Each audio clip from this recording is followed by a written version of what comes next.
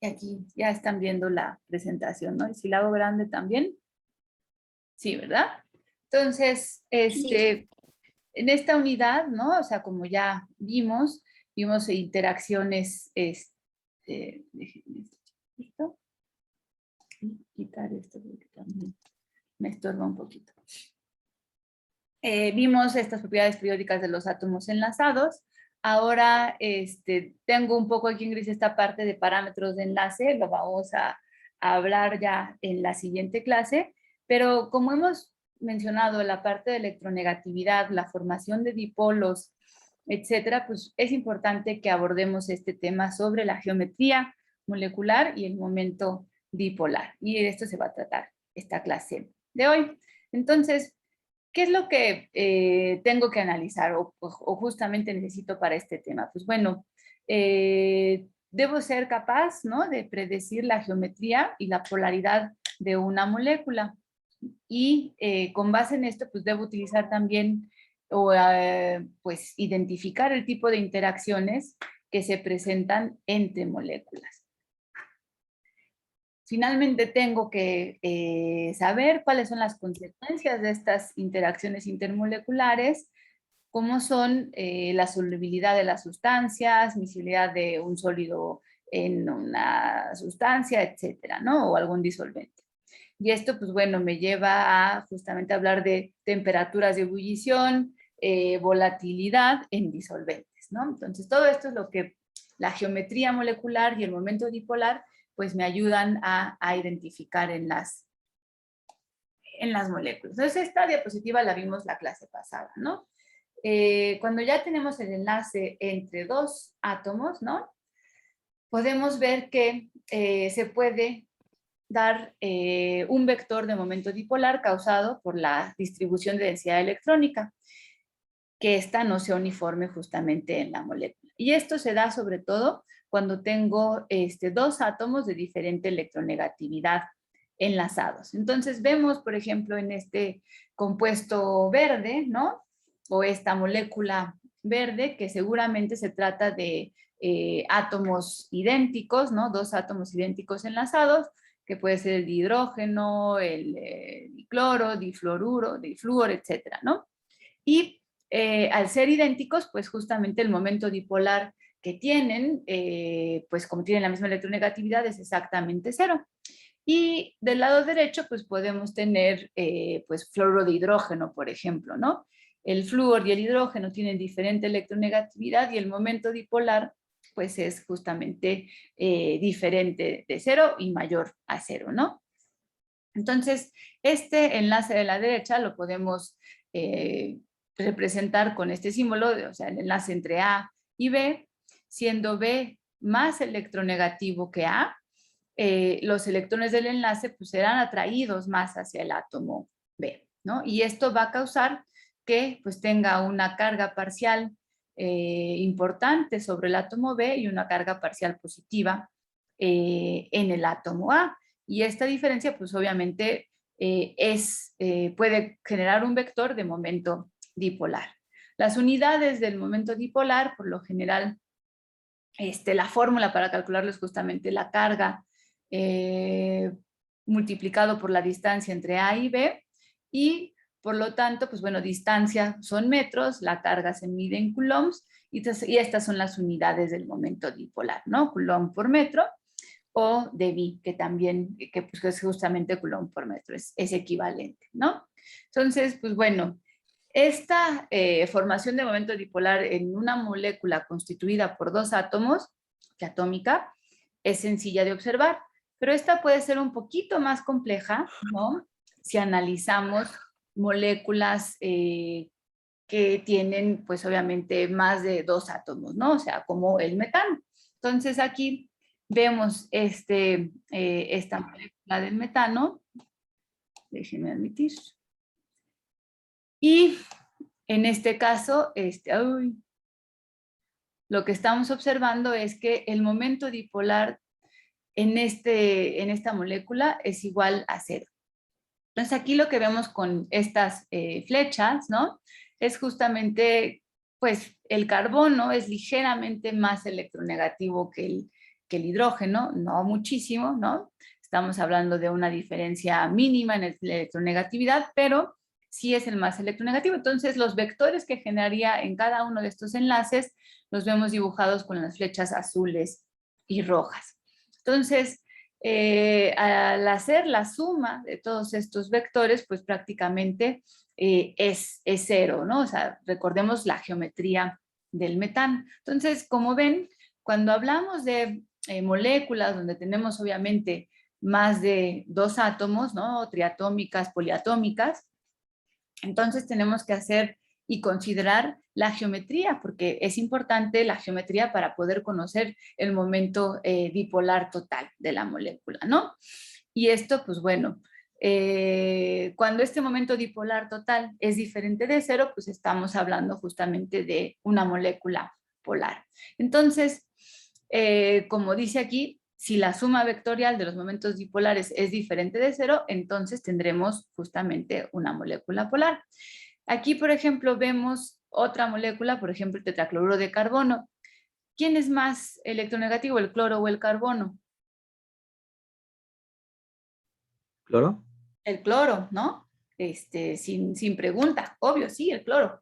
Y el cloro, obviamente aquí estaríamos en una situación diversa a la del metano, donde los vectores irían ahora dirigidos hacia el cloro, del carbono hacia el cloro.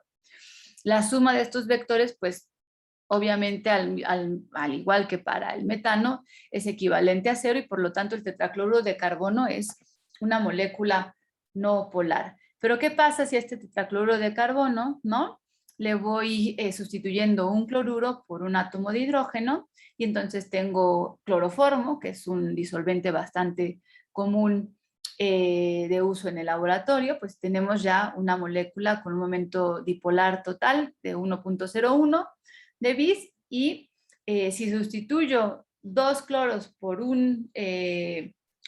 2 hidrógenos, entonces tengo diclorometano e incluso el momento dipolar es mucho mayor que el cloroformo. El diclorometano es mucho más polar, lo podemos ver aquí por el momento dipolar total. Y por último, este es el tricloruro de metano y para el cloroformo tenemos un momento dipolar todavía mayor, ¿no?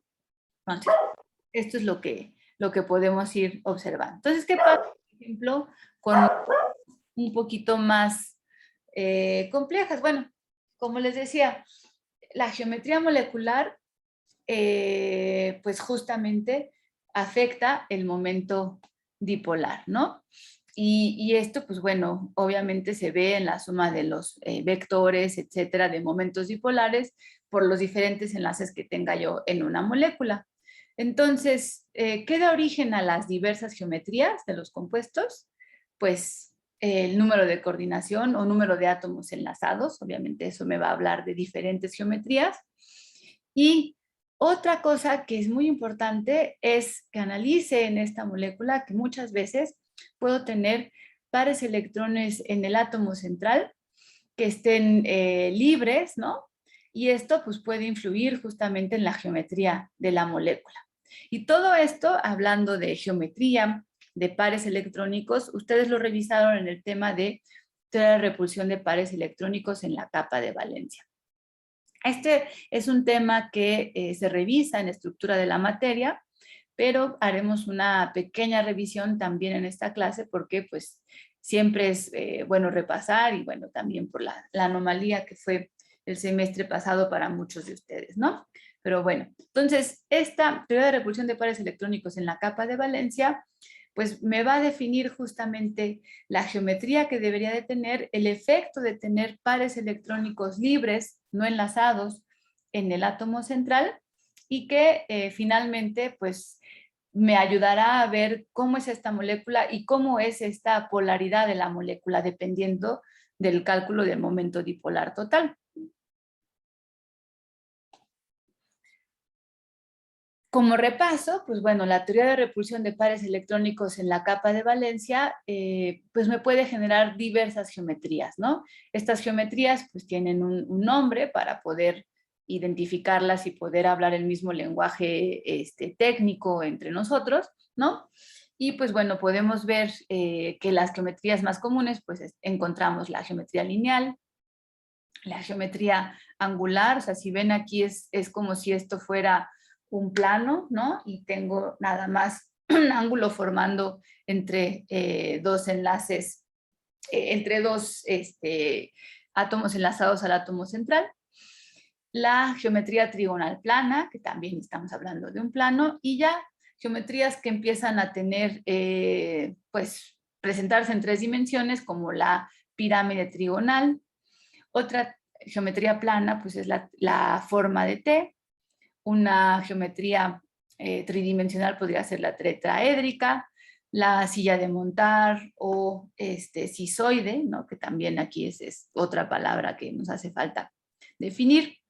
La geometría cuadrada plana, la geometría bipirámide trigonal, la pirámide base cuadrada y finalmente la geometría octaédrica o la bipirámide pentagonal, ¿no? Entonces aquí vemos que hay un pentágono dibujado en el plano central y dos átomos en cada uno de las posiciones axiales. Se habla de posición axial y posición ecuatorial. O sea, piensen en su planeta, ¿no? Piensen que el Ecuador pasa por la mitad y entonces cuando hablamos de algo ecuatorial, estamos hablando de algo que está justamente por la mitad, ¿no? De una esfera. Una mitad que, pues, bueno, es paralela a nuestro piso, ¿no? Y una posición axial, la voy a mencionar muchas veces, pero pues me voy a referir justamente a átomos que están en los ejes, ¿no? Que están perpendiculares a nuestro piso, ¿no? Entonces, pues nada más para tener claro esa parte del lenguaje. Entonces, la teoría de repulsión de pares electrónicos en la capa de valencia, pues tiene como base el analizar cómo están distribuidos los pares electrónicos cuando tengo un enlace covalente y entre dos núcleos. Entonces, ¿qué pasa con ese par electrónico en un enlace covalente y qué pasa con ese par electrónico cuando se encuentra no enlazado? ¿Cuánto espacio ocupan, ¿no? Entonces, como vemos en estas dos gráficas, un par enlazado ocupa un espacio mucho menor al espacio que está ocupando un par de electrones no enlazados, ¿no? Entonces, eso, ¿no? Esta nube electrónica, recuerden que pues estamos hablando de enlaces y estamos hablando de electrones. Entonces, estamos hablando justamente de repulsiones entre los electrones y repulsiones fuertes, sobre todo cuando se trata de electrones, un par de electrones no enlazados y una repulsión que tendremos entre esos y los electrones en pares enlazados, ¿no? Entonces, como dice aquí, la repulsión de pares electrónicos pues, se deriva cuando el átomo central está enlazado a dos o más átomos. Los pares de electrones de la capa de valencia lo que van a hacer es que van a tomar las posiciones más alejadas posibles, donde las repulsiones entre los electrones se reduzcan al máximo, ¿no? Y se consideran pues todos los elementos y electrones de valencia del átomo central, pares enlazados y pares libres. Entonces, la forma o la geometría de la molécula estará en función de las posiciones, ¿no? de los átomos o los núcleos, de los pares electrónicos enlazados y de los pares electrónicos libres. Entonces, esta teoría elabora una serie de reglas, ¿no? Para que yo pueda ir definiendo las diversas electronegatividades, ¿vale? Entonces, estas reglas se pueden enumerar como sigue. Entonces, aquí lo que hay que recordar, ¿no? Es justamente esta imagen donde vemos la ocupación del espacio de un par de electrones libres o par solitario y un par de electrones enlazados. Entonces, ¿qué es lo que tendrá mayor repulsión? ¿Dos pares de electrones libres o dos pares de electrones enlazados?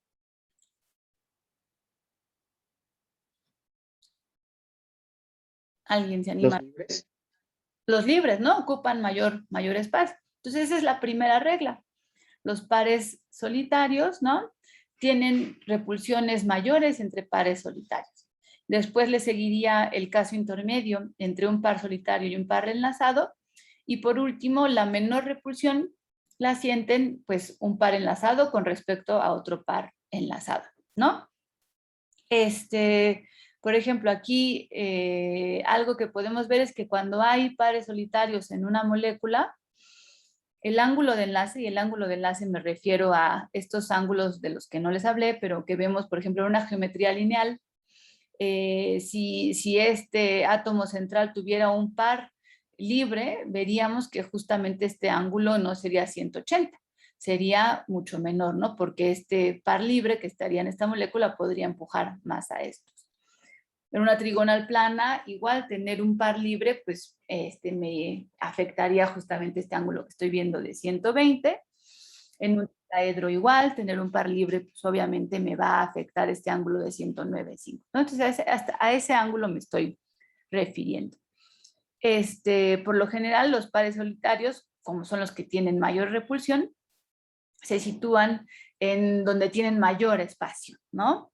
Y si todos los sitios que tiene disponibles digamos, el átomo central son iguales, entonces los pares solitarios escogerán posiciones trans entre ellos, ¿no? O sea, que estarán uno en contra del otro. Eso sobre todo lo vemos, por ejemplo, en una geometría octaédrica, ¿no? Si los pares solitarios, si esta geometría en realidad no tuviera 6 átomos enlazados, sino 4, quiere decir que tendría 2 posiciones con pares solitarios, y estas deberían de estar situadas justamente lo más alejados de ellas. Trans sería pues en las posiciones, ya sea esta que estoy señalando en la parte de arriba del octaedro o en la parte de abajo, o cualquiera de los ejes X y Y también, ¿no? Entonces, pues eso es lo que podemos saber. Cuando incluso, ¿no? Hablamos de enlace covalente, pues no podemos dejar de considerar que tendremos enlaces múltiples, ¿no?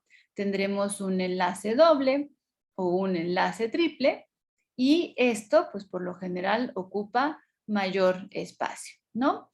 Y otra consideración que tenemos que tomar en cuenta es que si llegamos a tener sustituyentes con diversa electronegatividad, pues vamos a poder ver el efecto de cómo se deforma, ¿no?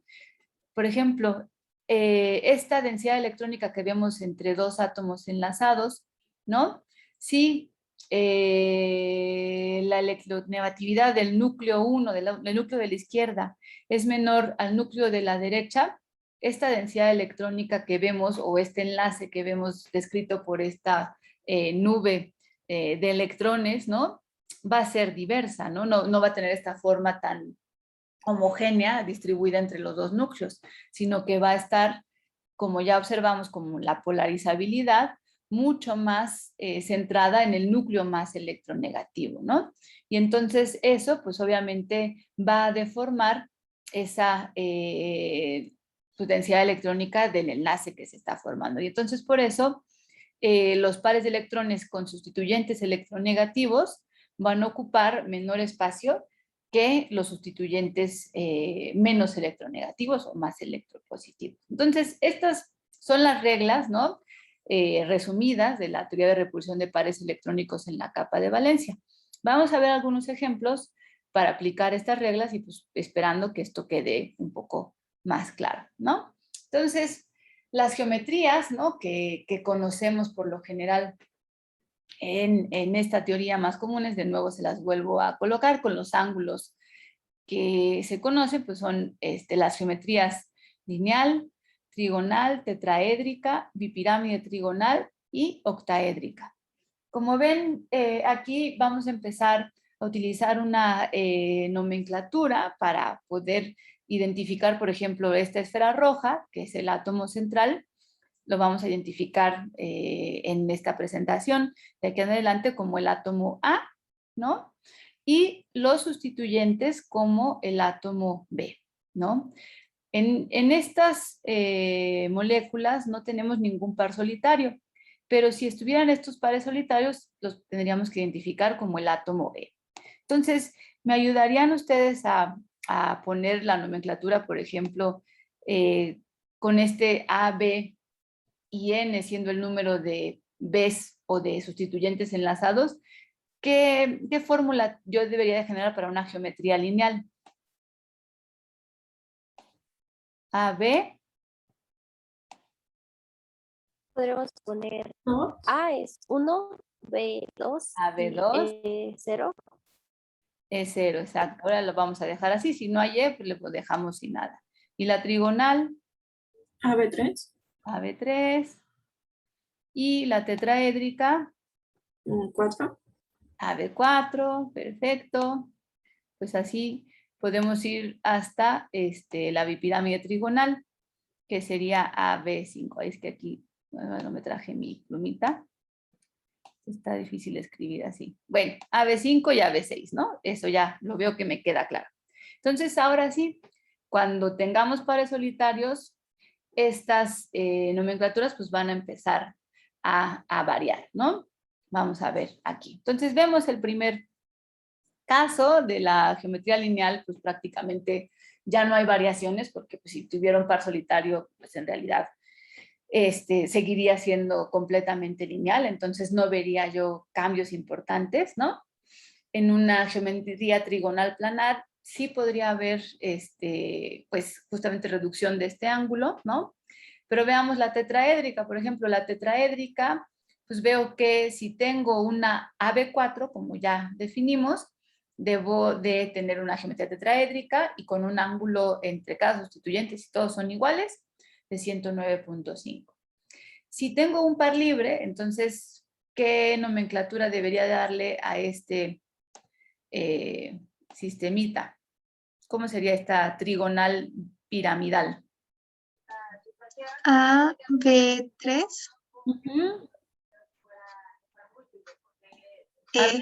Exacto, ¿no? Y finalmente la angulada, ¿no? Como la que vemos aquí. AB2, E2. 2, ¿no? Porque tengo ahí los dos, ay, estas letras están horribles, los dos pares libres, ¿no? Justamente, ahí bueno. O sea, ahí está horrible, perdón, parece uno, pero es un 2. Ok, ¿y qué debería esperar, por ejemplo, ahora para la bipirámide trigonal? Como ven, ¿no? Las que se definen después de esta sería una AB5, la bipirámide trigonal, 5 enlaces, 5 pares de electrones enlazados, la cisoide, ¿no? Que tenemos 4 enlaces enlazados y un par libre, como vemos aquí. Ya vemos cómo empieza también a cerrarse estos ángulos, por ejemplo, de 90 y 120, pues van a verse afectados por este par libre. Finalmente tendré la geometría en forma de T, y aquí pues obviamente esta sería una AB3E2, y la lineal, ¿no? La lineal cuando tengo 3 pares libres, por ejemplo aquí está el ejemplo del difluoruro de xenón, y donde pues tengo justamente una nomenclatura AB2E3, ¿no? Entonces espero que eso les esté quedando claro. Y para la octaédrica, pues también tendremos 5 pares enlazados, ningún par libre, una AB6. La pirámide base cuadrada, voy a tener 5 pares enlazados y un par libre, entonces es un AB5E, 1, y la cuadrada plana, ¿no? Donde simplemente voy a tener 4 enlaces enlazados y 2 pares libres, ¿no? Entonces esto es lo que vemos como las geometrías que se derivan de estas que veíamos aquí, con número de coordinación 2, 3, 4, 5 y 6, al ir teniendo más posiciones con pares solitarios, pues bueno, voy a ver este tipo de variaciones. Y estas son las geometrías más comunes. Entonces ahora veamos rápidamente, sí les voy a pedir que me avisen de la hora, ¿no? Si ya me empiezo a pasar. Entonces vemos que la repulsión entre pares electrónicos, ¿no? La primera regla me hablaba justamente de pares solitarios.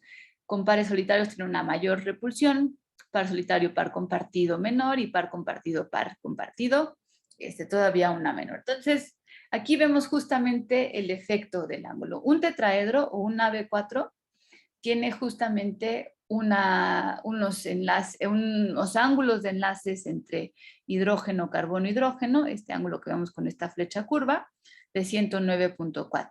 La presencia de un par libre, ¿no?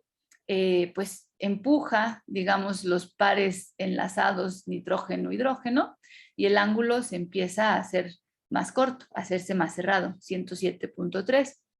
Y tener dos pares electrónicos todavía hace que el ángulo se cierre hasta 104.5. Eso pues nos queda bastante claro y eso lo observamos sobre todo con el agua, ¿no? Esta es la molécula de amoníaco y esta es la del metano. Entonces, ahora bien, por ejemplo, vamos a empezar a ver cómo pues, deducir justamente la estructura que podría tener el compuesto. Aquí tenemos el trifluoruro de cloro, ¿no? ¿Qué tenemos? Pues eso seguro, 3 enlaces entre cloro y flúor, ¿no? Y si ustedes hacen la estructura de Lewis, pues se van a dar cuenta que el cloro normalmente tiene 7 electrones de valencia, al igual que el flúor. Si 3 de los 7 electrones de valencia del cloro se están compartiendo con el flúor, entonces me quedan 4 electrones, 2 pares libres, ¿sale? En el cloro. Entonces, ahora, la geometría de la cual se basan, si ven, pues tengo 3 enlaces, 2 pares libres, pues tiene que ser algo derivado con número de coordinación 5. Entonces, esa geometría es una bipirámide trigonal y tengo 3 posibilidades de variación, dado que tengo 2 pares libres. Una es la estabilización de la molécula en forma de T, en forma trigonal o en forma piramidal, ¿no? Si ustedes se fijan en esta diapositiva, cuando tengo 3 pares enlazados y 2 pares libres, nada más me da esta posibilidad.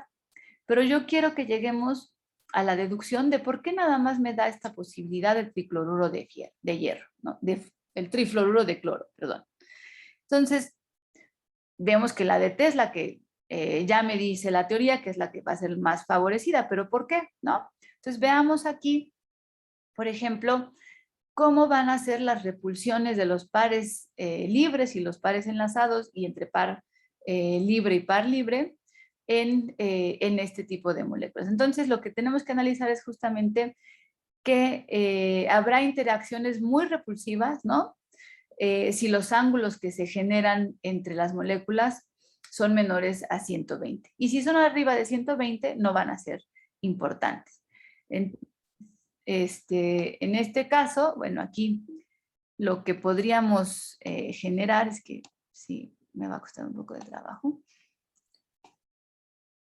Pero lo que podríamos generar es justamente una tabla, ¿no? Donde yo vea cuántas repulsiones tengo menores a 120 en una geometría trigonal, bueno, formación en T, la trigonal, que sería, pues ya la voy a dibujar más bien así para no escribir, ¿no? Como la vemos ahí, y la piramidal le vamos a poner una P, ¿no? Entonces, la repulsión solitario-solitario. Tengo repulsión solitario-solitario, o tengo esa, digamos, solitario. En la geometría T, ¿hay alguna repulsión solitario-solitario o 2 pares solitarios que estén a ángulos menores a 120?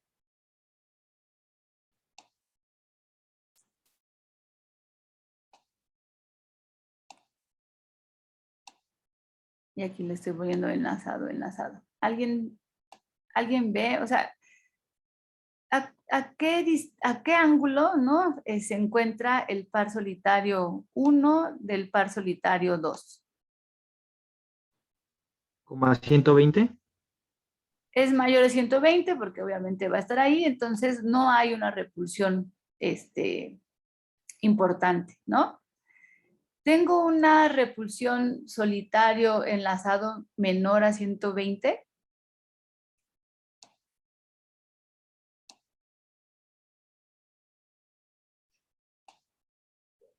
A 90, ¿no? A 90 grados, exacto. ¿Y con cuáles tengo? O sea, por ejemplo, el par solitario 1 con el flúor 2 tiene interacción. ¿Qué ángulo se describe ahí entre el 1 y el 2? entre el par solitario 1 y el flúor 2? 120. 120, ¿no? Entonces no va a haber ahí esa repulsión. Pero ¿qué tal con el par solitario 1 y el flúor 1? De 90. Exacto, entonces ahí sí hay una, ¿no?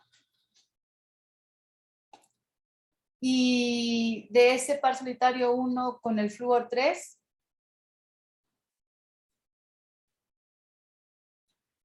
¿hay o no hay? Igual es de 90. Igual es de 90. Y del par solitario 2 tenemos también con el flúor 1, ¿no? Y con el flúor 2. Entonces aquí ponemos como rayitas de carcelero, ¿no? Y ahora bien, de pares enlazados y enlazados, pues, ¿a qué ángulo está el flúor 1 del flúor 2? 90 grados. 90, ¿no? Y del flúor 3, flúor 1 a flúor 3, 120. 180, ¿no? Ah, no, perdón, 180, perdón. 80. Entonces, flúor 1 a flúor 2 hay una, ¿no? Y flúor 3 a flúor 2 es otra, ¿no? Y Exacto, entonces estas son las que tenemos.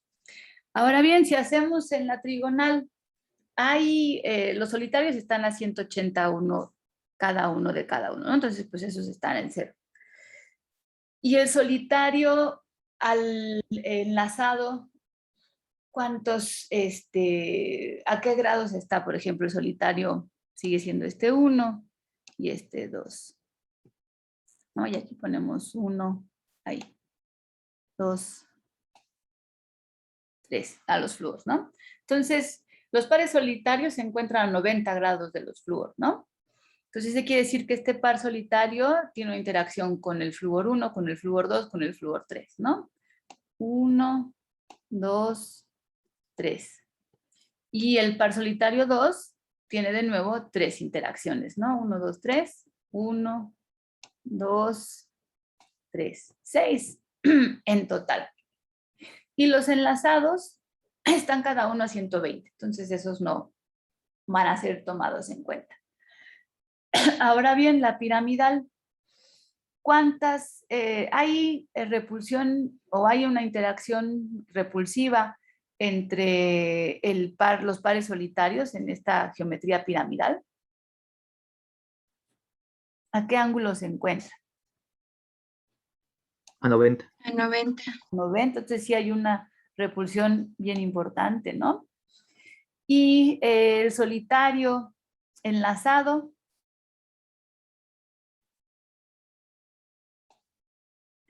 entonces aquí en el solitario enlazado, lo que sí vemos es que el par solitario 1 está a 90 grados del flúor 1 y está a 90 grados del flúor 2, entonces ahí tengo 2. El par solitario 1 está a 180 del flúor 3, entonces ahí no hay interacción. El par solitario 2 pues está a 120 de flúor 2 y a 120 de flúor 1, entonces no tiene repulsión con ellos. Pero el par solitario 2 sí está a 90 grados del flúor 3, ¿no? Entonces aquí está la tercera. Y ahora entre enlazados, ¿no? Pues justamente vemos que todos están a 90, ¿no? Salvo flúor 1 y flúor 2 que sí están a 120.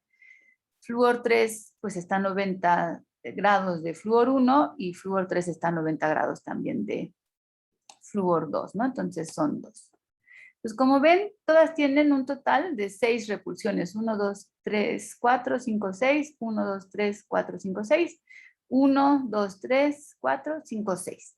Pero si tomamos en cuenta esta regla de par solitario y hacemos la suma, pues obviamente ya de entrada eliminamos aquella que tiene repulsión par solitario. O sea, la piramidal no puede ser. Y entre la geometría T y la trigonal, pues lo que sí observamos es que la que tiene menos repulsiones solitario enlazado, pues es la T. Entonces, pues ya se elimina también la trigonal y por eso podemos estar de acuerdo con lo que nos dicta la regla de teoría de repulsión de pares electrónicos en la capa de valencia, donde para una geometría A, B3, E2, ¿no? Que es una geometría pentacoordinada, pero que obviamente tenemos dos pares libres, pues la geometría que se genera es justamente la forma de T, ¿no? Entonces con eso podemos hacer esa predicción, ¿sale? A ver, hay algunos, el perrito, ¿qué dice? Ah, está saliendo el perrito. Influye en el ángulo de enlace, exactamente. Pues sí, justamente. Entonces, ya para terminar con estas reglas, espero que nos dé tiempo. Sí, sí nos da tiempo. Podemos ver que aquí, ¿no? La repulsión, esa otra regla que veíamos de la repulsión, de la teoría de repulsión de pares electrónicos en la capa de valencia, habla de el efecto de la electronegatividad de los sustituyentes, ¿no? Entonces, como veíamos, ¿no?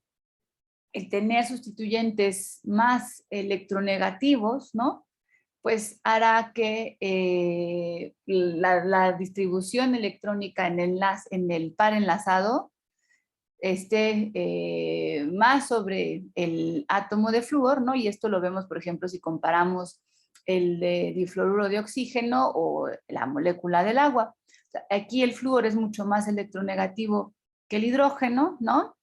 Y aquí hay dos efectos importantes. Pues uno es justamente hablar de cómo el par enlazado está pues orientado o formando, digamos, una carga parcial negativa sobre el flúor, ¿no? Y otro efecto importante es que, digamos, el efecto de los pares electrónicos enlazados, bueno, pares electrónicos libres del átomo central cuando tiene sustituyentes electronegativos. Entonces, esto sí tiene un efecto, como ven, la nube del par libre es mucho menor en esta de oxígeno que enlazado a flúor que la del oxígeno enlazado a los hidrógenos, y tiene que ver también con el tan potente efecto de la electronegatividad, ¿no? Entonces, pues sí, justamente el ángulo es mucho más cerrado cuando tenemos sustituyentes más electronegativos. Y ahora bien, si tengo yo un átomo central más bien diferente, ¿no? Pero tengo los mismos sustituyentes, aquí otra cuestión importante tiene que ver con la electronegatividad del átomo central. ¿Quién es más electronegativo, el oxígeno o el azufre? Oxígeno. El oxígeno, ¿no? Entonces, el oxígeno, aparte de que jalará pues esta densidad electrónica, ¿no? Del par enlazado con el hidrógeno hacia sí mismo, pues también atraerá con mayor fuerza al par solitario, ¿no? Y entonces esto pues obviamente impacta en que el ángulo sea muy grande. El azufre, al ser menos electronegativo, no jala con tanta fuerza los pares libres, ¿no? Que tiene justamente en su capa de valencia, ¿no?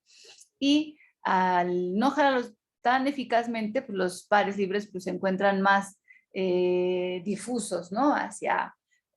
Alejados del azufre, ¿no? Y pues por lo tanto también al no tener tampoco una diferencia de electronegatividad tan grande con respecto al hidrógeno, pues también este par enlazado pues está bien distribuido y por lo tanto el ángulo se hace mucho más corto, ¿no? Ese es uno de los efectos de electronegatividad de sustituyentes y electronegatividad del átomo central. Y la repulsión, por ejemplo, entre pares compartidos, ¿no? Si tengo un enlace doble, según la estructura de Lewis, ¿cuántos electrones hay en un enlace doble?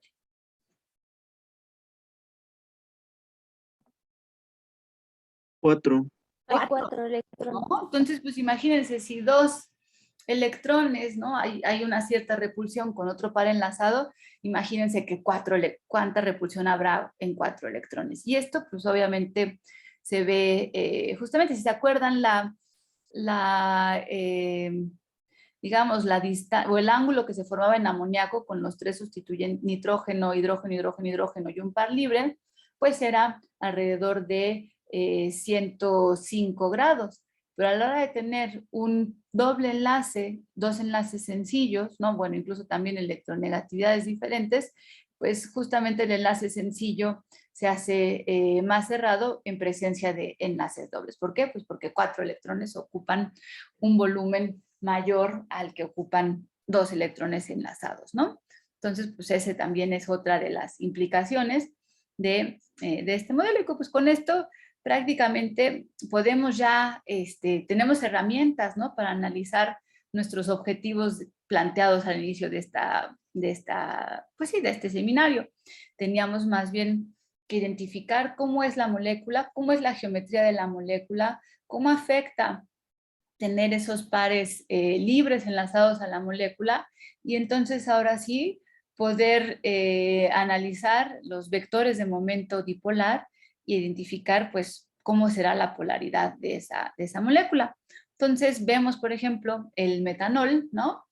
Este es un tetraedro, pero aquí tengo un grupo hidroxilo enlazado al átomo de carbono, ¿no? Este OH, pues obviamente cambia la polaridad y sí tenemos una molécula bastante polar en el metanol. En el éter metílico, por ejemplo, a pesar de que tengo 2 sustituyentes iguales, tengo pares libres, ¿no? Y eso pues también hace que se forme una polaridad en la molécula, ¿no? Un momento dipolar de 1.15, y es lo que estoy observando. El agua, por ejemplo, ya vimos también que pues, tiene pares libres, tiene estos enlaces, y eso pues también va a causar un momento dipolar total de 1.85, pues este será polar. Y aquí, por ejemplo, tenemos la presencia de un doble enlace, ¿no? Entonces, ¿a qué ángulo estarán, por ejemplo, los grupos metilo del oxígeno en esta molécula plana, que sería una molécula trigonal plana con esta geometría, pero sería, ¿cómo se llama? Normalmente, para un trifluoruro de boro, estos serían 120 grados. ¿Cuántos grados debería de esperar entre el doble enlace y el de enlace sencillo? ¿Mayor a 120, menor a 120? ¿Cómo?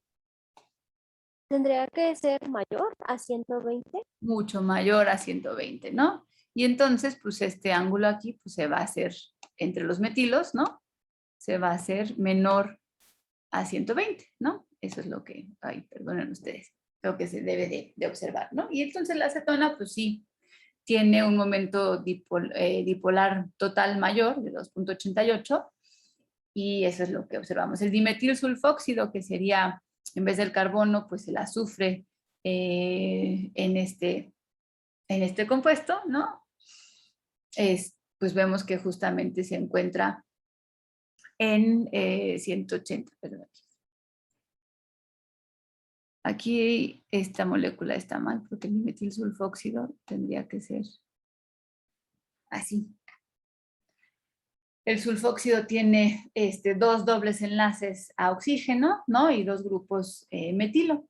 Entonces el dimetil sulfóxido también se deriva de un tetraedro. Aquí, pues bueno, podríamos poner que sale, bueno. Es un tetraedro, ¿no? Es variado de un tetraedro. Y pues obviamente al tener el oxígeno mucho más electronegativo que el azufre y que toda la molécula, pues su momento dipolar total es bastante alto. Incluso el hexano, ¿no? O sea, hablando de tetraedros y sabiendo que aquí, bueno, no tiene sustituyentes pero pues, ¿qué debo de encontrar al final de cada rayita? Pues un protón, ¿no? Un protón. Entonces, pues el hexano, el momento dipolar total es muy bajo, pero sí que hay uno pequeñito, ¿no? O sea, sí. Era lo que le iba a preguntar, que en el hexano no tenía momento dipolar. O sea, lo consideras no polar, ¿no? Pero vamos a ver justamente que cadenas muy largas alifáticas, ¿no? Al final lo que vas a observar es que sí tendrán una pequeña polaridad, o sea, pues tienes es otro sustituyente de carbono, ¿no? Entonces no es como si tuvieras en el metano, que tienes todos los sustituyentes iguales. Tienes uno diferente del hidrógeno, a diferentes ángulos hay diferentes arreglos, y obviamente eso pues, te lleva a un ligerísimo momento dipolar. O sea, este punto 012, pues comparado con algo tan polar como metanol, etcétera, pues está dos órdenes de magnitud menor, ¿no? O sea, es una polaridad muy, muy pequeña. Y por ejemplo, el ciclohexano, ya con esta geometría, ¿no? En un hexano cíclico, ya podemos ver justamente que el momento dipolar total es exactamente 0. Y pues tiene que ver justamente con la suma vectorial en todas estas, pues bueno, en esta estructura, ¿no? Y en estas diversas geometrías que podemos tener entre silla y bote, ¿no? Entonces, pues prácticamente eso es lo que estamos observando en este tipo de moléculas. Lo que quiero que analicemos ahora, ¿no? Es el momento dipolar, ¿no? El punto de ebullición de estos disolventes y otra propiedad que no hemos medido en este momento, bueno, que no hemos hablado hasta ahora, pero que tiene que ver con la constante dieléctrica de los disolventes, ¿no? Entonces, esta constante dieléctrica, pues se analiza prácticamente, pues, en una celda, ¿no? Donde yo tenga, justamente, pueda aplicar un potencial eléctrico y entonces yo puedo ver cómo el disolvente distorsiona o no este potencial eléctrico. Entonces, claro que este potencial eléctrico está influido por el momento dipolar, pero este potencial eléctrico también está definido por cómo se acomodan las moléculas, ¿no? Cómo se orientan, si hay alguna interacción, etcétera, ¿no? Entonces, por ejemplo, vemos que a pesar de que el agua, ¿no? Tiene un momento dipolar de 1,85. Vamos a buscar otra molécula como el acetato de etilo, tiene un momento dipolar de 1,78. El punto de ebullición del agua es mucho mayor, ¿no? Al del acetato de etilo, 100 a 78, 22 grados centígrados más. Y la constante dieléctrica que tiene el agua es mucho mayor, ¿no? A la que tenemos justamente en el acetato de etilo. ¿Quién le sigue de constante dieléctrica de 80 en el agua? Pues bueno, vemos que uno que tiene una constante dieléctrica bastante alta es la formamida, ¿no? Otro de los pues bueno, disolventes que se llegan a utilizar comúnmente en química, ¿no? Bueno, no tan común, pero bueno, sí se llega a utilizar, y pues tiene una constante eléctrica mucho mayor, ¿no? Y su momento dipolar es muy alto. Por ejemplo, ¿quién le sigue de momento dipolar? El acetonitrilo, por ejemplo. El acetonitrilo, ¿saben cómo es? No. No, profesora. Los metilos, ¿no? No, perdón, es el acetonitrilo, sería esta especie y aquí un CH3, ¿no? Enlazado a un carbono, triple enlace, nitrógeno, ¿no? Este es el acetonitrilo. Es lo que ustedes, bueno, podrían encontrar como el acetonitrilo, como disolvente. Entonces, esto, pues obviamente el nitrógeno tiene una electronegatividad muy diferente. Tenemos un enlace totalmente lineal nitrógeno-carbono porque se trata de un triple enlace, ¿no? Y entonces, pues como resultado tenemos un momento dipolar bastante alto, ¿no? Pero su constante eléctrica no es tan alta como la del agua y por eso pues también podemos ver que el punto de ebullición es ligeramente menor, ¿no? Por ejemplo, el dimetilsulfóxido, que también tiene pues un momento dipolar mayor. El dimetilsulfóxido, como les decía, pues tenemos que imaginar justamente a un azufre con dos dobles enlaces al oxígeno, como un tetraedro, ¿no? Perdón, aquí está el metilo. Ay, es que estoy con el mouse de la computadora personal y esto sí está terrible, ¿no? Y aquí les quería dibujar justamente al otro metilo, ¿no? Este es el dimetil sulfóxido. Entonces, pues sí, es un tetraedro, pero pues tengo sus dos sustituyentes oxígeno, ¿no? Muy electronegativos. El momento dipolar es bastante alto, ¿no? Incluso, pues obviamente su constante dieléctrica y su punto de ebullición, ¿no? Benceno, por ejemplo, tiene un momento dipolar 0, ¿no? Pero, pues, bueno, aquí tenemos que recordar, el benceno en realidad, pues, no es un ciclohexano, ¿no? No es un ciclohexano con momento dipolar 0, sino que es un benceno con una nube pi, ¿no?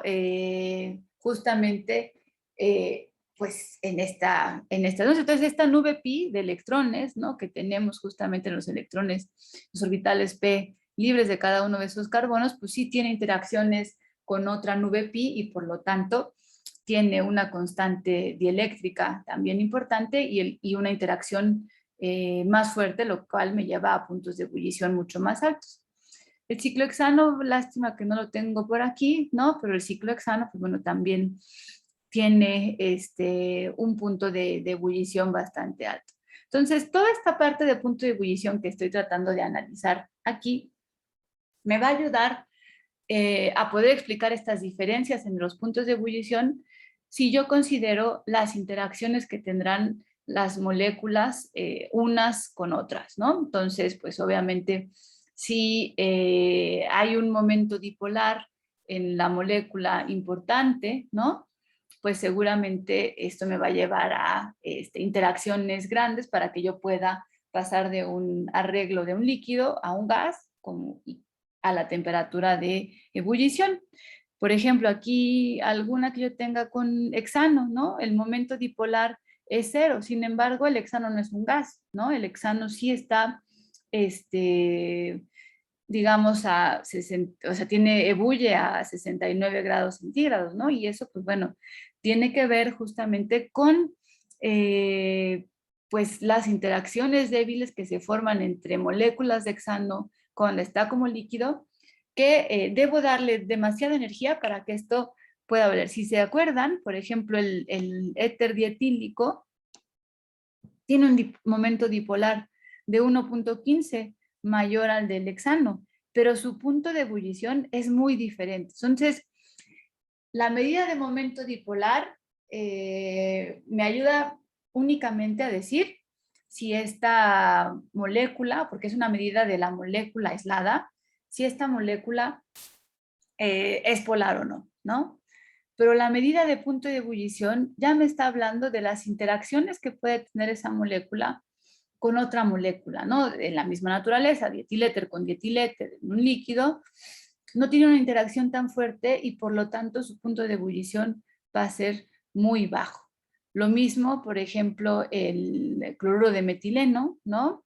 El cloruro de metileno, lo que ustedes pueden ver es que pues tiene un momento dipolar importante, ¿no? 1.60, pero en realidad su temperatura de ebullición es bastante baja. Y bueno, ya no se diga el tetracloruro de carbono.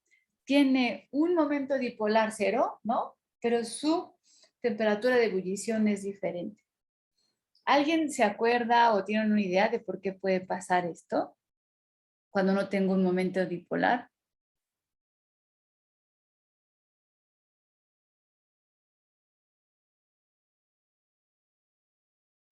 ¿Por la masa? Por la masa, pero pues también por la molécula. Acuérdense que el tetracloruro de carbono, ¿no? Tenemos justamente pues 4 cloruros enlazados al carbono. Es bastante electronegativo. Bueno, que no hay un momento dipolar, pero lo que sí es que es voluminosa, ¿no? A diferencia del metano, el metano que sabemos que es un gas, el metano tiene 4 sustituyentes hidrógenos. El cloro como tamaño es mayor que el hidrógeno, ¿cierto? Y entonces eso hace que el volumen sea mayor del tetracloruro de carbono comparado con el metano. Y al ser el volumen mayor, lo que vamos a analizar en la siguiente clase es ese volumen, esa cantidad de electrones de valencia que tengo en la molécula, pues hace que la molécula se pueda polarizar de alguna manera, ¿no? En algún punto. Y entonces esta polarización que pueda tener esa molécula no polar me va a generar un dipolo en un momento específico y esta puede inducir otro dipolo y entonces esto es una interacción dipolo instantáneo, dipolo inducido Y eso pues hace que justamente sea mayor esa interacción en el tetracloruro de carbono que la que observaría entre moléculas de metano, ¿no? También ahí podría tener esta interacción dipolo instantáneo dipolo inducido, pero es mucho más débil comparada con una molécula que tiene un volumen y una mayor cantidad de electrones de valencia, ¿no? Entonces aquí, en estos temas, va a ser importante considerar el número de átomos que están enlazados y sobre todo también, como en la estructura de Lewis, los electrones de valencia que voy a tener justamente involucrados en cada una de estas moléculas, ¿no? Y eso pues también pues me va a hablar tanto la geometría como el número de electrones, como el peso molecular de la molécula, pues me van a hablar justamente de qué tan fácil va a ser o no formar este tipo de dipolos, ¿no? Entonces, pues hasta aquí llegamos con esta presentación. Fue un recuerdo justamente de teoría de repulsión de pares electrónicos en la capa de valencia. Y de hecho, en el aula virtual voy a poner una actividad que me gustaría que resolvieran para el siguiente lunes. Y de nuevo, pues empezar la clase con una discusión con lo que ustedes hayan podido resolver de esta actividad y que tiene que ver con el análisis por teoría de repulsión de pares electrónicos en la capa de valencia de diferentes compuestos, ¿no? Entonces, voy a poner muchos compuestos y de estos compuestos, pues nada más debemos de llegar a resolver las primeras columnas de esta actividad, que tiene que ver con, déjenme, bueno, no la voy a abrir ahorita, pero esta actividad, pues, como les decía, si es que no hay internet aquí, bueno, nos va a ayudar a repasar la parte de repulsión de pares electrónicos de valencia, nos va a ayudar a introducir el siguiente tema que vamos a ver, que es hibridación, y finalmente la implicación de las interacciones débiles en los puntos de ebullición que estoy observando. Entonces, pues vean, nos fuimos de momento dipolar, geometría molecular y todos los efectos que tiene tanto la geometría, la naturaleza del enlace, la repulsión, etcétera, hacia cómo esto va a afectar el punto de ebullición de las moléculas, sus propiedades físicas, ¿no? Que finalmente pues son las que yo estoy pues muy interesado y bueno, son las que me van a servir más es que dice, podría decirse que la geometría molecular tiende al menor momento dipolar posible. No entendí eso, Elena. ¿A qué te refieres con tu pregunta?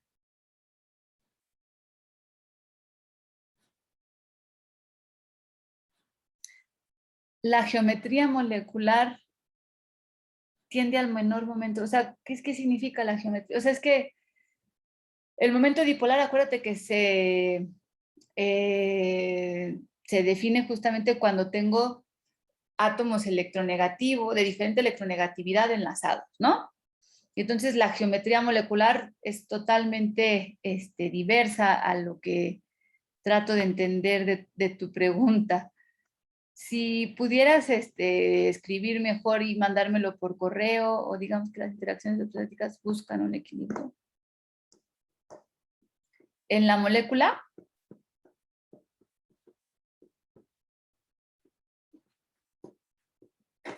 bueno, como vimos, las interacciones electrostáticas buscan las menores repulsiones posibles, ¿no? Y eso es lo que observamos justamente con la geometría. ¿Es esto lo que responde un poco a tu pregunta?